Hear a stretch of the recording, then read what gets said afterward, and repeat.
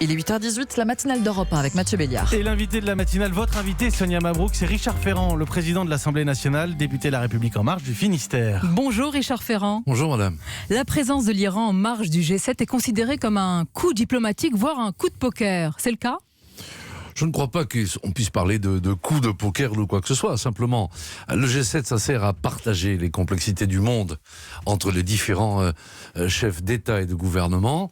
On sait bien qu'un des enjeux, c'est la paix, que la situation en Iran, aujourd'hui, fait l'objet de beaucoup de tensions.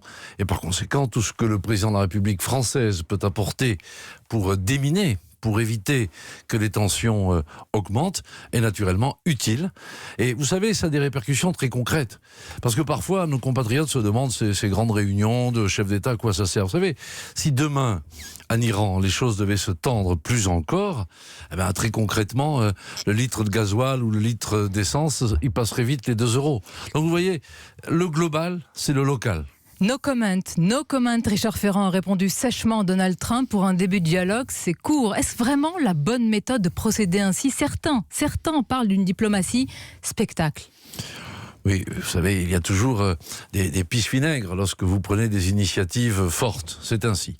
Mais je crois que le président Trump a clairement exposé sa position, qui est une position dure vis-à-vis de l'Iran, on le sait, et on sait que d'autres, et c'est le cas du président français, pensent que c'est le dialogue qui permet de créer la paix, qui permet de donner des garanties de stabilité sur cette région du monde. Le chemin est long. Et par conséquent, je constate que le président Trump n'a pas fait de commentaires, mais j'ai envie de dire, tant mieux. Mais vous savez que le non-commentaire est souvent un commentaire. Alors ce sommet... Il est des silences éloquents, vous avez N'est-ce raison. pas ? Ce sommet, Richard Ferrand, il a été en partie consacré à l'Amazonie. La tension reste vive entre la France et le Brésil. Ce matin encore, le président Bolsonaro s'en est pris au président français et à son épouse. Ça vous inspire un commentaire ? Non, moi je ne suis pas là pour commenter. Je crois que le président de la République a mis les enjeux au bon niveau.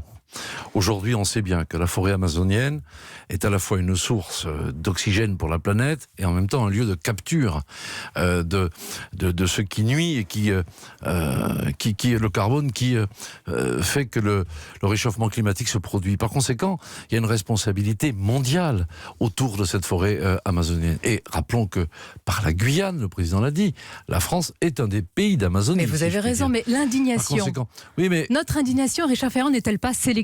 Pourquoi si peu de bruit, si peu de réaction, alors que l'Afrique centrale ou encore la Sibérie subit d'immenses feux de forêt ?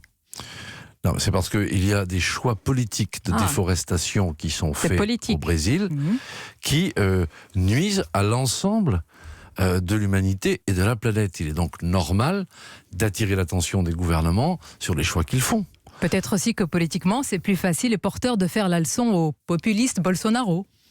Bon, je ne crois pas qu'il y ait de tri sélectif en la matière. Je crois que l'enjeu, il est de dire qu'on ne peut pas faire n'importe quoi lorsqu'on a conscience des enjeux liés au réchauffement climatique. Et que par conséquent, il faut en appeler aux responsabilités de tous. Je crois que c'est dans cet esprit que les choses se font.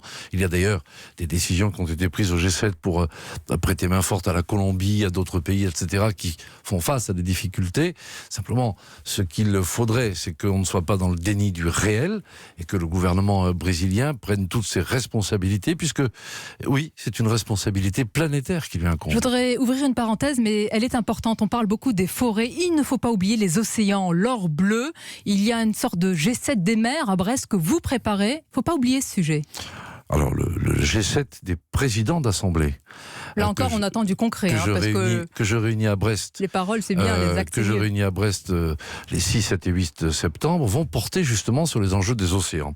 Songez quand même que les mers et les océans, c'est 70% de la surface de la planète, que 60% de la population vit à moins de 100 km d'une côte, et que 80% des transports de marchandises se font par bateau. Alors, la mer, les océans, il y a des enjeux énormes qui sont liés évidemment à leur préservation, ça c'est une dimension écologique, mais aussi c'est là qu'il faut veiller à la ressource pour l'alimentation, mais c'est aussi un horizon formidable de recherche. Richard Ferrand, en on matière suivra de ce santé. G7 aussi. Et par conséquent, ce G7 des assemblées parlementaires, il va servir à porter une espérance de gouvernance mondiale de ces océans.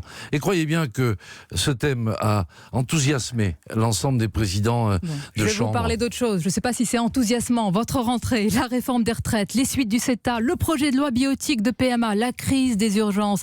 Dites-nous, quelle réforme, quel chantier est le plus sensible à porter selon vous? Lequel vous paraît être le plus délicat, voire inflammable? Non, ils sont tous passionnants et Tous nécessaires. inflammables. Inflammable. C'est une manière anxiogène de voir les choses. Vous savez, je remarque que chaque fois, à chaque rentrée, il y a une sorte de ritournelle qui consiste à dire, voilà, la rentrée ceci, la rentrée cela, il faut s'attendre au pire, etc. Non, il faut travailler. Il y a des réformes importantes à travers la réforme des retraites notamment. Qu'est-ce qu'on veut ? Nous l'avons répété. Moi, j'ai fait une centaine de meetings pendant la campagne électorale.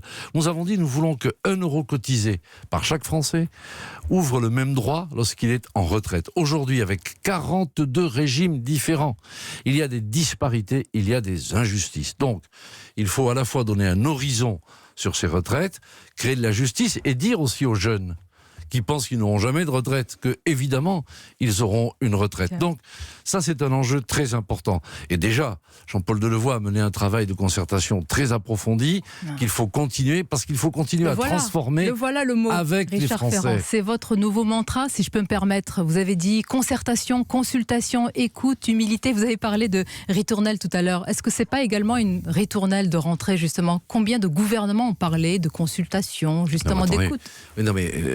Parler, il faut vérifier les actes. Monsieur Delevoye, ça fait 2 ans qu'il mène un travail extrêmement approfondi.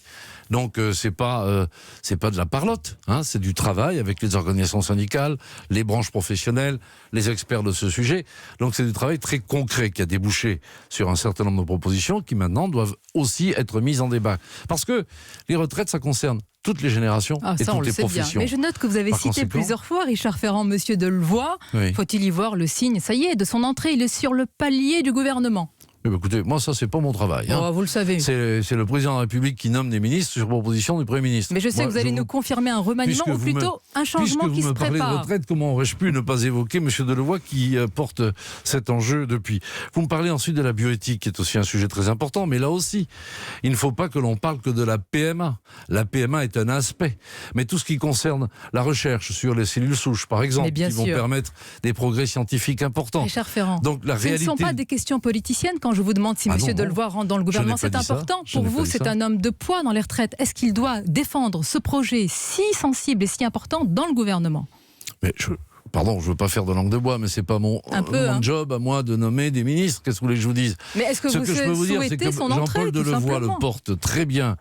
Ce sujet, il a de par son expérience, etc. Et si le gouvernement décidait de s'enrichir de sa présence, je ne ferais pas partie de ceux qui le regretteraient. Cédric Villani s'apprête à se lancer dans la bataille de Paris en vue des municipales. Diriez-vous qu'il est cohérent avec lui-même et avec ses ambitions? Vous savez, Cédric Villani est un mathématicien. Et j'espère qu'il sera également... Grand mathématicien. Oui, un immense mathématicien qui a eu la médaille Fields, vous avez parfaitement raison. Mais ce qu'il faudrait, c'est qu'il soit bon calculateur, si je puis dire. Par conséquent, il y a des choses simples, vous savez, dans la vie politique. La division, c'est l'échec. Le rassemblement, c'est la victoire. Donc Cédric Villani, qui est une personnalité singulière, qui a une manière d'aborder les choses qui est très intéressante, eh bien, il doit, comme d'autres, se rassembler autour du candidat Benjamin Griveaux, que La République En Marche a décidé d'investir pour Paris. Ça veut dire qu'il doit mettre le petit doigt sur la couture du pantalon. Non, mais pourquoi parler sur un mode militaire? C'est pas ça le sujet, madame. Le sujet, c'est que, vous savez, que Cédric Villani, il a été investi par La République En Marche. C'est comme ça qu'il est devenu député. Et à l'époque, il n'a pas contesté le choix de la commission d'investiture.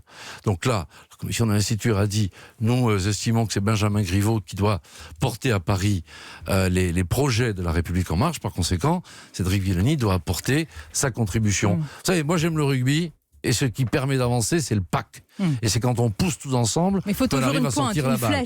Et par conséquent, je pense que Cédric a toute sa place. Et c'est ce que je souhaite. Merci. Tiens, une dernière question. Est-ce que vous avez fait vos courses hier? Hier, les courses d'appoint, le dimanche, avant la rentrée? Non, hier, c'est pas moi qui ai fait mes courses. Non, mais je n'ai pas envie de tout savoir. Mais si vous étiez à Angers, à l'Hyper Casino, il n'y avait ni caissier ni caissière, que des caisses automatiques. Pour vous, c'est un progrès ou une déshumanisation galopante?